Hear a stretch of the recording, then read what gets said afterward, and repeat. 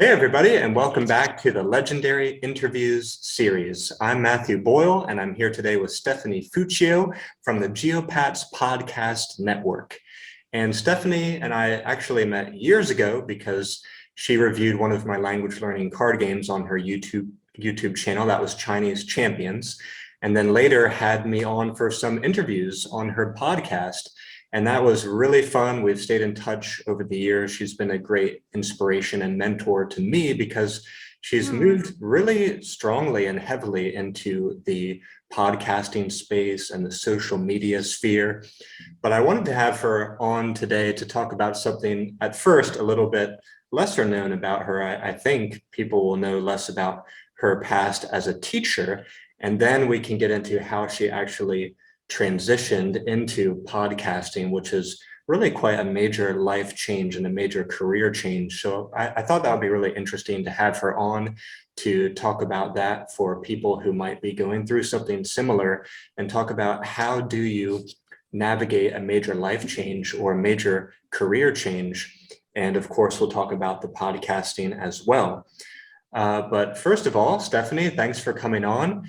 And can you tell us how you got into teaching, which, by the way, I have a background in teaching as well, so I know we can jam on this, and I'm sure people will be interested to hear about it. So how did you get into teaching?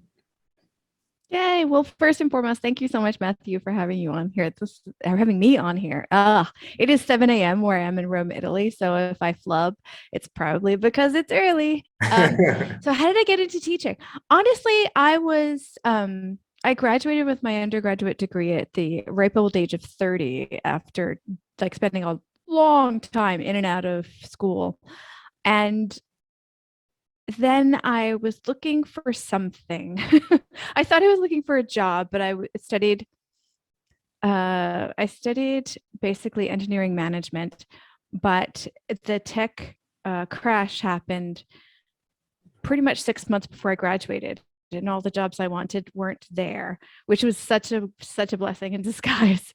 And so I ended up accidentally kind of bouncing around the US after finishing university and doing temp jobs and just trying to figure out where I wanted to be and what I wanted to do, since the jobs I wanted that I thought I was training myself for weren't there. And I ended up accidentally staying in hostels in San Francisco, and I met all of these travelers that weren't rich, that were going and seeing all of these places on such a low a budget. And that got me started living overseas, which got me for like months at a time in hostels in Eastern Western Europe. And that got me meeting people that were teaching English. So, how is that for a roundabout way to answer the question? So, I just started meeting people who were doing it. And I thought, oh, so I don't have to be like a backpacker in a dorm bed in a hostel to live overseas. I could actually have a legitimate regular daily life, which is much more my style. I am a terrible traveler,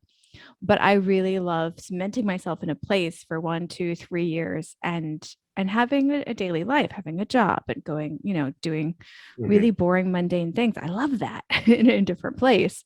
Yeah. So I checked, yeah. So that's how I got started.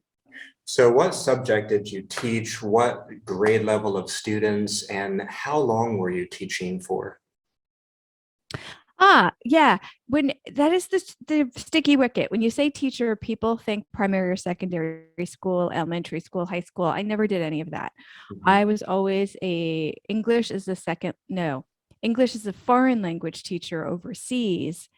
And much later, like after a decade of doing it in different countries, mostly in Asia, I actually went back for my graduate degree in the US. And Mhm. that's where I was teaching, oddly, Americans, like native speakers of English.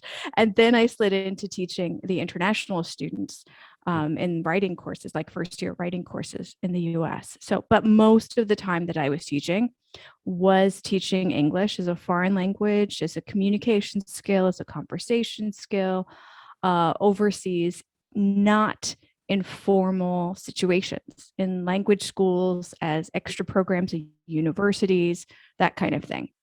So was it like a mixed age group? Was it young adults, college students, or all mixed? Depends on the context. It definitely wasn't mixed. Uh, like for example, when I taught in Hanoi, Vietnam, it was anywhere from like teenagers on weekends to adults, like Mhm. general classes for adults, depending on the level, anywhere from beginning up to advanced, up to TOEFL and IELTS. We also did business classes. We did some business classes in the companies themselves. Mhm. When I taught in Japan, it was an extracurricular uh, they were extracurricular classes at the university, but they had to sign up and it was different times. Often it was in their lunchtime. That's the Mhm. hardcore students that we had. They would like, I don't need a break. I'm going to go to English class. Yeah. Yeah. And when we were in Nanjing, China, it was a foundation year, which is such a British term. It was between their high school and university year where they were preparing to be international students in countries like the US, Australia, the UK, that kind of thing. So it's really different context, but never in the primary, secondary school Mhm. situation. I see.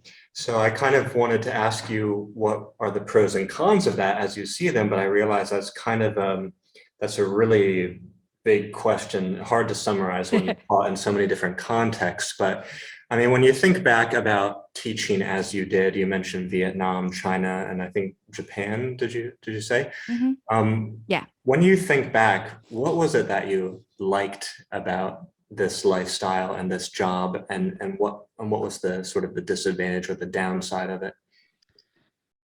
Oh, that is a big one. The thing I really liked about it were the students, absolutely positively, because I was teaching like young adults and adults. Uh, I, I don't have the patience for tiny kids. I think they're adorable. I just am not that kind of teacher that is really good at doing more kind of behavioral or cultural kind of shaping. I wanted to dive into the language and Mm, make stupid jokes that adults would get and that kind of thing. So I'm more of that goofy adult teacher. So the students were definitely the plus in all of it. I got a window into cultures through trying to help them express themselves by giving them the layer of English. They were able to say things that they wanted to say about who they were and how they like what they were thinking about and different aspects of their culture. And I got to do it in English, which is a blessing and a curse because I also spent most of my day in English mhm. instead of learning the local languages. But then it was also like, oh man, I'm getting such a cheater cultural moment here by having these long conversations with folks in a language I already know and I'm super Mhm. fluent in. So that's definitely an advantage. The the disadvantages of the TEFL industry of teaching English as a foreign language industry are vast. The basic salary of TEFL teachers since I started in 2003 has pretty much stagnated at $1,200 a month. It's 2022. I don't look anymore, but I have friends still in the industry and they're still looking saying, I can't believe the majority of the jobs are still 1,200 US dollars a month. Like that's almost 20 years of no increase in salary when there definitely hasn't been an increase in cost of living in a lot of places. So Mhm. Mhm. it's really hard to maneuver advancing in a career while not having many benefits Mhm. to getting better at what you do and putting effort and time and career development in and seeing that most of the jobs are still meant for somebody to come and do it for a year or two. Mhm. Mhm. Yeah, it seems like the foreign language teachers everywhere. I mean, yeah, you hit the nail on the head with this, what you just said there, because, one of the advantages is you can go to so many places and learn so much about culture. And a lot of places would be honored to have you and love to have you. But on the other hand, money's pretty low. I mean, definitely don't get into it if you think you're gonna, strike it rich. Um, I think the only way you can really do that is if you teach at higher level, like international schools, or get lined Mm-hmm. up with a good business and to be like Yeah. their, work inside a business as their point person for that. Yeah. Or maybe get into higher level administration somehow. But yeah, most of the Mhm. jobs are just like you said, as I have learned as well. Um, so let's talk a little bit more, but before we kind of get into the shift, let's talk a little bit more about your superpowers as a teacher. What were you really good at, and what did you get better at during all those years? My superpowers as a teacher. Uh, um, I'm I'm good at talking to people as people. I know a lot of teachers felt that they needed to always keep the authority in the room, and I just didn't care. I was like, look, you're here to communicate, and I want to help you use this language to talk to anybody you want to. So I would personalize and try to give, even though we had like goals, definite goals within each class and each week, each month, there's the curriculum, but there's things that people that students walk into the room wanting to talk to others about. And so I would try to personalize it to the point where they could not just get the stuff we needed to do as a class, but stuff they needed to do to be themselves in that language. Because I mean, you're fluent in Mandarin and you know that getting your personality into your non-native language is super hard. Mhm, And so my goal was to get them to relax and to get them to have the actual language to be able to have those conversations. mhm. Yeah, and now that you mention that, I think it's so cool that this is sort of a part of your personality, that you're very social and you easily get people to sort of lower their barriers. And that is something that you were able to do in your teaching career and now throughout social media and throughout podcasting. So it's really great you were able to bring this out in yourself and share it with others. I also think it's really important to do that with students, um, to just be on a level with them and let them know that you care and open them up for the communication, Mhm. because there's so much more that they learn besides content or besides the goals, the standards of the programs.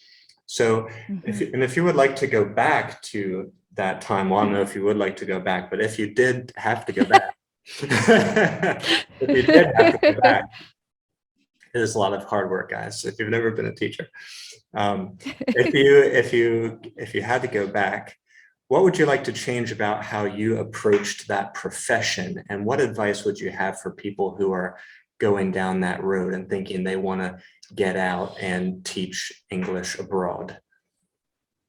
Oh, I I think the one thing that the TEFL industry does is the disservice to the people that work hard in it is it promotes itself, if it can. It promotes itself as something where you can see the world. And honestly, to sustain a comfortable life, and I'm not talking about riches, but I'm just talking about to be Mhm, able to grow old in the industry, you need to stay in one place. And that those are two very conflicting things. A lot of like TEFL programs, like certificate programs, say you can go to this country and this country and this country and this country. But if you do what I did and you switch countries every few years, you lose all of your seniority. No matter how much experience you have, everybody in the new place thinks that you're starting new, mhm, mhm. which is infuriating, Yeah. but it's just how it is. So if you pick a place, if you pick a city or a country, even just the country, and you stay there, you can advance and get to those administrative jobs. You can like get you can have a meteor career. Whereas if you switch locations, it's very unlikely to happen. Very, very unlikely to happen. Even within the international schools. Well, that's a totally different bag, and I've never worked in the international school system. Um, but it's so tricky. It's so tricky. Mhm. So I wish I had known that. Although on the other hand, if I had known that, I probably wouldn't have done it in the first place because my goal was to be able to live in different Yeah. countries. So yeah. Yeah. What I might say, just to kind of summarize that point, and it is a great point for people, is yeah, you could probably try this without too many reservations for a few years, but Mhm. realize you're Yeah. going to need a longer term plan and you're going to need to consider where you really want to be. Because I've met a lot of expats who seem like at home in no place and they've built nothing up Mhm. because they've been moving around so much. And just like you said, Yeah. when you move around a lot, They always see you as new. You lose your pay, you lose your seniority, just like you said. And also you're not really building up a more stable network of friends and family where you are if you're only there for a few Yes. years. So, it could be very fun for you. You could grow a lot, but if you really want it to sustain you in the long term, you have to think a little bit differently than just getting out to see the world or teach English or whatever. And I like that you pointed out sort of the conflict of how they advertise it and show it to the world and what actually ends up happening to people. People can easily kind of be drawn into the sort of feed the machine, teachers and students alike, this sort of English teaching and learning machine. So we have to be careful for ourselves. Now, you've mentioned to me that you faced some burnout. You already mentioned the low pay. You also told me that you went through a life-saving surgery, and that was kind of the straw that broke the camel's back. And you decided that I'm going to get out of this industry. I'm going to get out of this field, take a new direction. So can you tell us more about that? Oh gosh. Yeah, I was actually in a PhD program that I left, did not finish, because of health issues. But also because, oh gosh, it was so exhausting. Great program, but PhD programs in the US are exhausting. They're like 5 to 7 years, and you're literally working all the time if you do the funding route. And by funding, I mean you get very little and you work all the time. It's a lot. So I had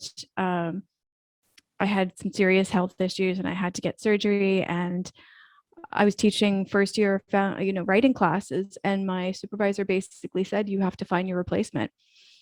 Mhm.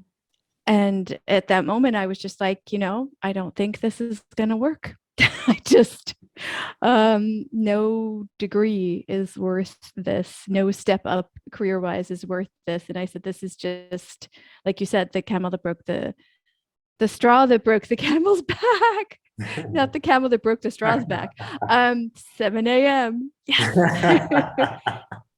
So yeah, but I was still, in grad school and not super wealthy. So I actually ended up going back to China and doing IELTS testing as an examiner, which at the time, this is pre-pandemic, it was still a very lucrative thing, which is just crazy to me that teaching, like 10 years of teaching, and I was still struggling to make way in a substantial way in the career. And yet I went back, and honestly, as an examiner working full time, traveling all around the country in our busiest month in August, I almost made 10,000 US. It was just crazy. I'm like, wait. We test people and we make tons of money, and we teach people and we make very little. Yeah, yeah.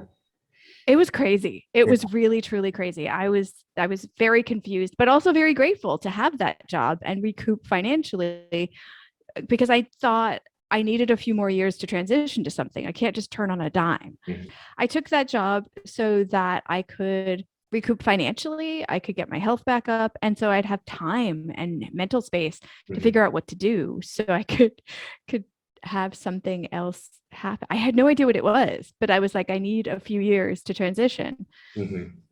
out of the industry. Yeah, and when you mentioned the IELTS examining, I realized I left that out. If you are thinking you need more money, that's also something that pays higher. But as I think Stephanie would agree, that's a whole other can of worms, because you're basically just examining students all the time. You're not really Yeah. with your students, growing them and teaching them. You're No, constantly examining. So that's a different complete ball of opposite. And wax. I don't, and I'm not even sure what it's like anymore, with Yeah, the pandemic and things. I'm not sure that the opportunities are really yeah. as there. You would know this much better than I, I do. I also don't really know There's actually, but yeah, worth it for people to consider and investigate. Um, so can you tell us, this is a part of the interview I'm really excited for. I think a lot of people stand a lot to gain from this, myself included. So how did you start to brainstorm and plot out a new direction? What were some of the ideas you were bouncing off the wall, and what form did it eventually take? I none of this was strategic. I literally got back to Shanghai in 2017 and my brain felt like it was falling out. Like I was just seriously, the PhD program was Mhm. stimulating to a certain degree, but it also was really taxing. So I just said, I'm going to take a few months. I'm just going to do the job. I'm going to eat in good restaurants and I'm going to enjoy being back in Shanghai and I'll see what happens. And that's when I got back into studying Mandarin, studying reading and writing Mandarin, and and I just kind of let things happen. So I was traveling a lot for work. So I was taking a lot of pictures and photos because China is just, oh man, it's so easy to visually capture something amazing. Yeah, And yeah. so I was just having fun. I was just letting myself have fun and just kind of heal. And I just started creating content. I started documenting what I was learning with the Hansa characters. And so I started a YouTube channel and then I started a podcast in secret about my expat experience, my first time in Asia, in Taiwan. And and then after a few months, I finally started telling people that I had a podcast. Like I was just trying to get stuff out of me and Mhm. just to be creative again and just to do other things. So I was just kind of throwing I wasn't even throwing spaghetti at the wall because I wasn't even thinking. I knew I was going to be there for a few years. So I just was doing stuff to have fun and relax and heal. Mhm. And things just progressed really fast. And about what time was this? Because I feel like this is around when maybe I reached out to you or when we met Mhm. online through the social media stuff. I think so. I think so. Well, that was early 2017. Mhm. And I don't remember when we connected, but I feel like it It's was that around there. first year. Yeah, gosh, wow. Yeah. I realize now how many years passed. That's crazy. But I think I Right. probably found out about you from the Chinese stuff that you were posting about, Hmm. probably, and changing scripts and all that. Yeah. Um, so you are sort of going through this period of R&R and letting the creativity regrow and come back, and you started producing content, doing some podcasting in secret. Could I ask you a little bit more about that part? Because that may be interesting for Yeah. people thinking to get into content creation and podcasting, that idea that you were starting to do it, but you weren't telling anybody. So why were you not letting people know? And when did it start to become you were more comfortable with letting people know? What was that process like? Because I think some people fear to put up their first videos, their first Yeah. podcasts. Yeah. Um, the video and the audio, I have two different answers. The videos, it seems weird to make videos about what you're doing and post it online and not tell anybody. But I have a lot of language shame. I grew up in a bilingual household where the adults were bilingual and the kids were not. And I've always had this giant weight of why don't you speak a second language? So I didn't share the video in China for a long time because I was embarrassed that I was still, what was I, in my late 40s, still trying Mhm. to learn a second language. So I would share it online with folks outside of China, but I didn't share it within China, within anybody Mhm. that was around me. Like people didn't know what I was doing. It was really weird. But with the audio was the expat stuff, and I didn't know what I was doing, and I didn't know I was my first podcast was rereading was no, it wasn't yes, it was. It was rereading blog posts that I wrote when I first moved to Taiwan, and my culture shocked really isolated self. And I was reacting to it in real time, like, okay, now I'm back in China so many years later. And I'm back in the region and this is how things are. Oh my gosh, I can't believe I thought that. And it was really personal and I wasn't sure it was useful or interesting to anybody. So I just kind of, and I didn't know what I was doing technically. Mhm. I didn't know anything about podcasting. I was using my phone as my microphone Mhm. and it wasn't even a good phone. And I was holding it far away. I mean, I was doing everything wrong. And so I just was like, I'm not scared. I just don't know if this is really anything anybody would listen to. So I just kind of kept it close for a little while. Yeah. So the video was kind of for emotional reasons, and the audio and the podcasting was maybe part emotional, part technical. And wow, it's funny to hear these stories now, because your podcasting is insane now. You know so much about the technology podcasting. It's really amazing how things go. But so now let's talk more about the podcasting. Why do you think podcasting became something so special to you, something that you really latched on to? You gave it a try, and now it's become this really big thing. So why does podcasting really speak to you? That's a really good question. I was a huge podcast listener way before I was a podcaster. Like back in 2003, I remember sitting in my apartment in Hanoi, Vietnam, and transferring those audio files from the computer. Like you had to download them online, transfer them over to your MP3 player, and that was how you listen to podcasts. And I remember doing that. Mhm. So why it took me until 2017 to do it, I think it was the culmination of the technology being affordable and accessible enough, and me being in a space where I had time to do it and had something to do. Mhm. So I had always had a soft spot for podcasts. I would always listen to them. Why did that become? I don't know. Honestly, I'm still trying to figure that one out. That's a really good question, because I used to write to express myself. Like I wrote like a vengeance every time I would go to a new country. I would just write a ton. I didn't keep it online much after that Taiwan blog that I had, because that happened back in the day where you didn't have moderation control and people were cruel. So I didn't necessarily put it online anymore, but I did write a ton always. So I don't know. It shifted. Mhm. I think in some ways podcasting is easier, or at least it felt like it was easier than writing. And then when you start to edit, you realize it's not. but potentially at first it is. You're just talking, and then you upload the audio. Uh-huh. So it felt easier, more intimate, less judgy. People are really judgy when you make grammatical mistakes in writing. And I Mhm. don't feel like very few people seem to do that with audio. Uh-huh. So maybe more of that language shame. Well, I sound tragic.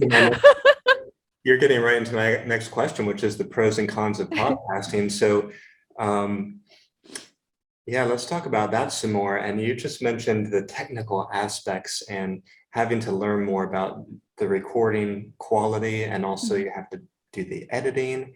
Um, Pros would be maybe people are less judgmental about grammatical errors.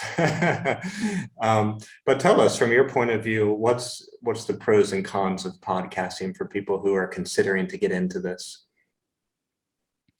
Well, I think there needs to be a very real conversation about getting into it. How, as a hobby podcaster for fun, just to connect with people who are talking about something you want to talk about, or to support a business is a different thing, or Mhm. to make money as a content creator is like this much of the industry. Wow. So like a very real conversation needs to happen as to why they're doing it, because there's a lot of fanfare around podcasting right now, but there's a lot of similar to, actually I've never thought of it like this, but it's similar to TEFL, where it promises one thing but the reality is very, very different. There's a lot of fanfare around podcasting where people think, I'm going to make a podcast and make tons of money, similar to what happened when blogging first became a thing. People were like, oh my gosh, this person got all this sponsorship and they're making all this money with blogging, I'm going to go blogging, not realizing that blogging was writing, and writing was work, and it was hard, and you had to do all this legwork for it. Similar to podcasting, Mm. most people in podcasts who make podcasts don't make money from their podcast. It's changing, but very slowly. And most people that make money from their podcast come in with celebrity, and so they have a following. Mhm. So most people make money from like services, or from so many different Yeah. things, but the vast majority of people do not make money from their podcast themselves. I love how you talk about know your motivation for getting into it. So you choose like the right form of podcasting and the right place to be Mhm. podcasting. And I love how you bring up the mismatch between people's expectations and what actually happens. Because you're right, all I hear about nowadays is audio, audio, audio. Audio is the future. Audio is the Mhm. future. Everybody just wants to listen. That's where everything's going. And now there's things like Clubhouse, or Twitter is doing Twitter Spaces. Um, Mhm. so can you talk a little bit more about that mismatch between people's expectations and what's really going to happen? Like if someone's thinking, hey, this is where I can create content and possibly make it maybe not my full-time job. Maybe I'm not going to get rich right away, but at least I could make some money on the side here.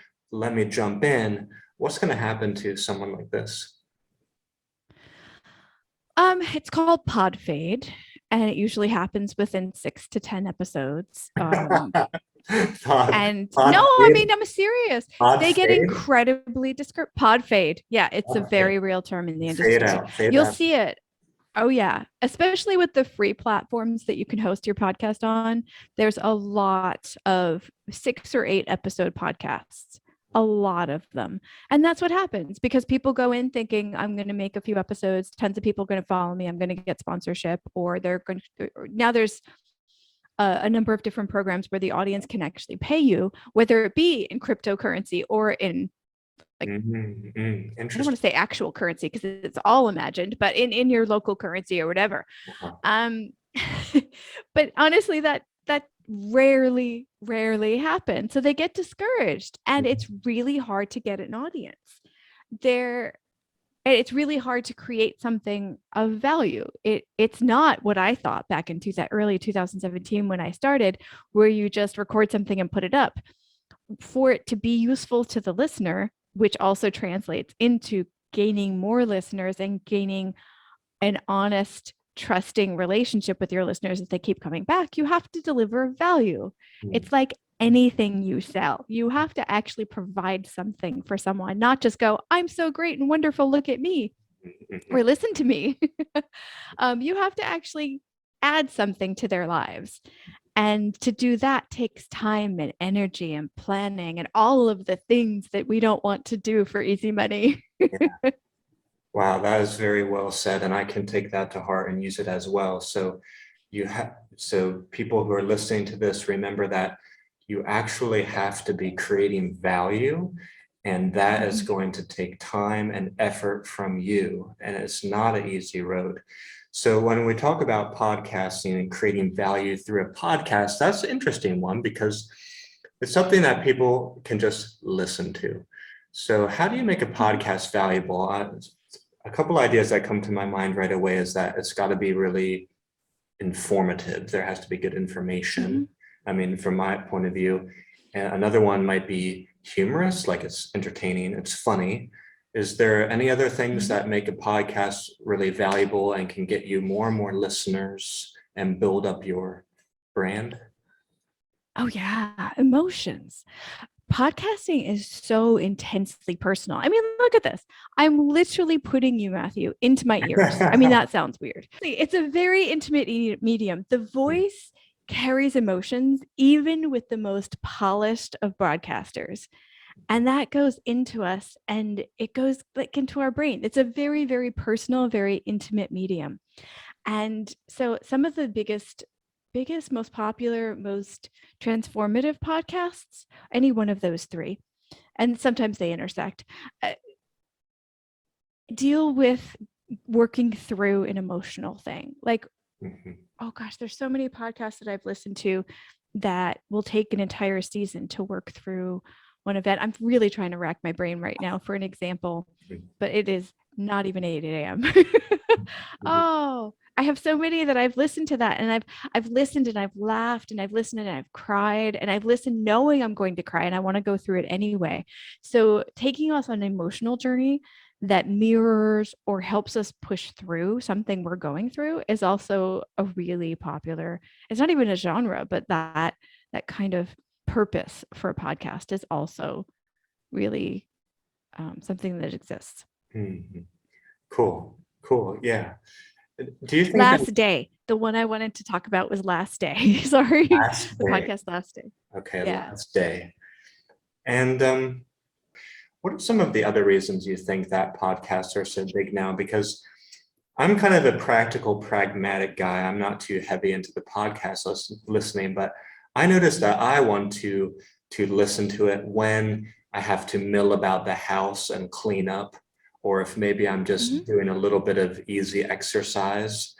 So for me, it's a way that I can keep learning when I'm doing something that doesn't require a Mhm. lot of focus, like cognitive effort from me. What are Mhm. some of the Yeah. reasons that you think podcasting has just exploded and become so super popular? Honestly, I think part of it is the personality of it. Okay, here's the thing. Like we created writing so that we could transfer knowledge, right? Like Mhm, we were storytellers for ages and ages and ages, and then we started to put it in writing to get more people to mhm, have access to stories. mhm, And we've kind of come full circle. Like we've had radio before, but you couldn't carry radio around with you before. And you could carry audiobooks, I think. I think before podcasts, but I'd have to check that out. But honestly, podcasts are like you said, you can learn, you can be entertained, you can like have emotional experiences. There's so many things you can do, and you just carry it around with your phone, and mhm. you have access to it anytime that you have data or have it downloaded. So you mean it's kind of our nature, I think, to be constantly kind of grabbing for stories, whether they be educational stories, informative stories, healing stories, any of that. We're very story driven beings, whether you think you're creative or not, we are. And I think to have access to that is like a kid in a candy store Mhm. for us. And I think it's just kind of, I don't know. I think it's just really easy and useful and convenient. That really makes sense. That's very insightful. I'm so glad I asked that question because I mean, it totally makes sense. We're storytellers from ancient times. That's how we relayed our knowledge. And now the technology is supporting that. So if I'm on a bus, if I'm out for a walk, if I'm just doing something around the house, I Mhm. can have these moving or informative stories in my ear. I can hear people Yeah. conversing. Um, Especially maybe even extra good if you don't have actual people around you to do that with. If you Mhm. happen to be more isolated or have a smaller friends, family circle, you can tap into these great conversations happening all the time. And what's wild now is you can do it, with people from anywhere in the world. So cultures are Mhm. colliding, people from different backgrounds are colliding. And probably it takes away too some of the anxiety people may have about being on video and showing their face. Like they don't have to be seen. It's just Mhm. talking from anonymously sometimes too. Mhm. Um, if you're not making video of it as well, which a lot of people, of Yeah. course, do. But um, so let's talk about your podcast service. Probably should have done that earlier, but I'll definitely put more information in the description. Let's talk about, can you introduce your podcasts that you're doing and your services that you're offering and any other social media that you want to make people aware of? Can you kind of introduce these? Oh, yeah, it's constantly evolving, so it may be very different next week. But the overarching, I kind of consider it in two buckets. Podcast Editing Plus is the hmm, global community of podcast editors that exists currently. Again, could be different soon. In we do, let's see, there's a twice a month newsletter with the uh, painful but adventurous journey of independent podcast editors who are either freelancing or starting their own or maintaining their own small podcast editing business. It goes to the business side, the technical side, the bumps in the road, that kind of thing. So the newsletter we also talk about those things on a once or twice a month global podcast editors chats over on YouTube. That should usually get transformed over to a podcast, but our host just crumbled.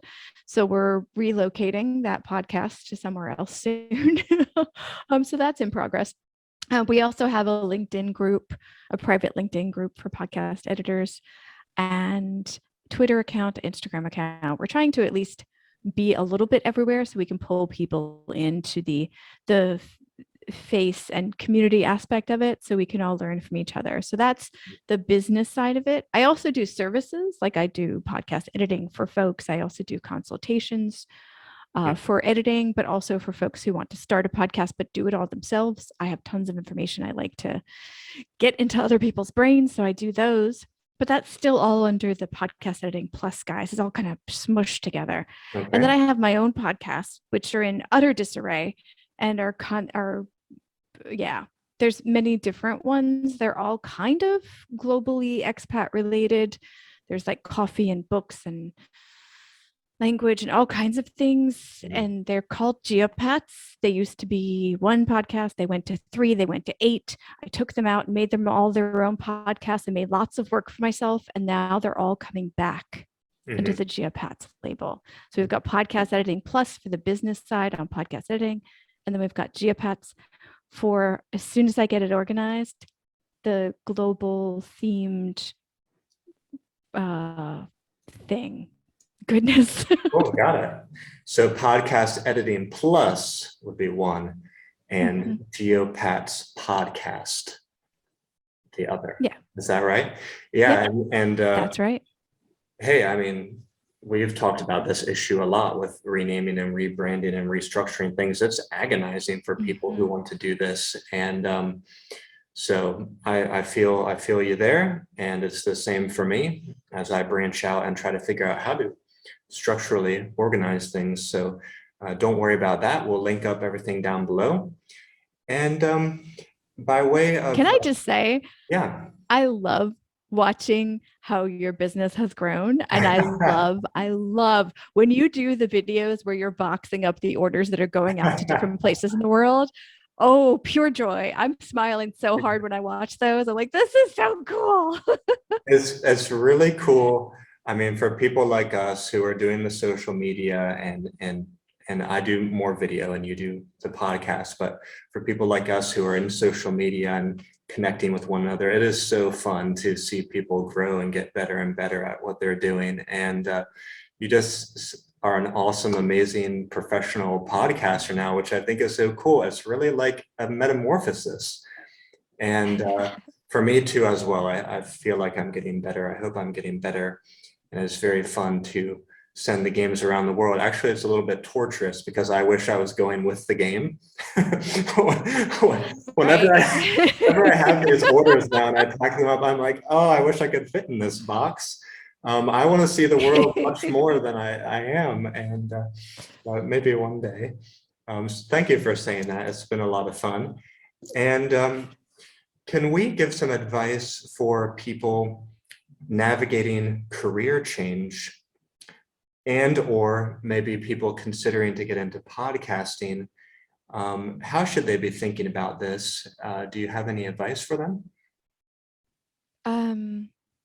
I don't know. Mine, I kind of happened out of necessity. So I don't really know. Okay, let me think. There must be something to come from this. Hold on. So,